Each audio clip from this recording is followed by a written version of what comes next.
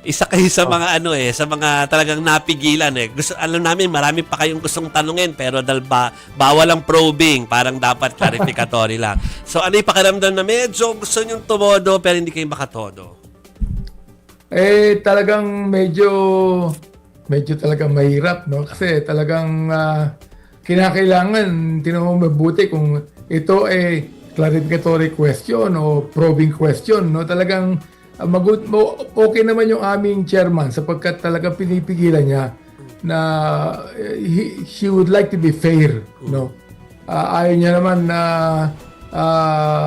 basta't kami na lang magtanong ng kung ano-ano So she really would like to be fair para naman po walang masabi yung publiko na talagang medyo hinaharang namin ng impeachment. Yeah, siguro parang tulong din yun sa baka kasi ma-technical kayo at sabihin na talagang parang na kayo nag-i-impeachment court, tama po ba na kailangan talagang magpreno ng konti? Yes, kasi we are very careful na maging talagang akusahan kami na trial na yung ginagawa nyo kaya naniniwala po naman kami na dapat talaga yan verification lang yan. Bine-verify namin na katotohanan yan. O hindi kami aalis doon sa sinabi ng aming resource speaker sa kanyang mga supplemental affidavit, sa kanyang affidavit. Yun lang ang nakita ko dito. Kaya kami naman, very careful naman kami na magtanong. Kong, magandang gabi po, si Maricel po ito. Ay, sir, yes. Punta lang po ako dun sa naging pahayag ni Ramil Madriaga. Ano po ba ang bigat noong sinabi niya tungkol dito sa term sharing allegedly na naging agreement daw ni PBBM at saka po ni VP Sara na by 2025 dapat bumaba ka na. Ano po ang bigat nito doon sa kaso? Actually, palagay mo kaya tatanggapin ni BBM na magkaroon ng term sharing niya samantalang dapat tapusin niya ng 6 years ang kanyang termino.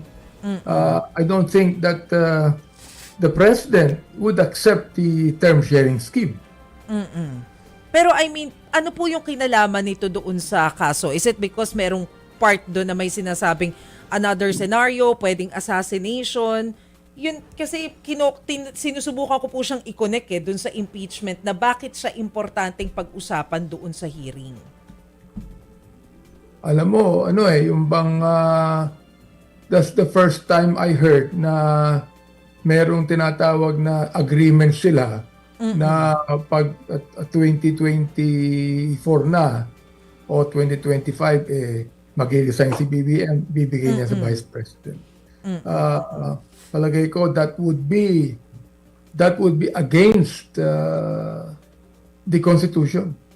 Because the Constitution has already nilagay na ron dapat 6 years ang term ng ating Pangulo at ng Vice President. Ngayon, kung gagawin nating term sharing yan, sa akin lang palagay, that would not go well with the people. Pero base po doon sa salaysay na inilatag ni Ramil Madriaga kahapon, tingin po, ano po ang basa nyo sa kanya? May kredibilidad ba siya?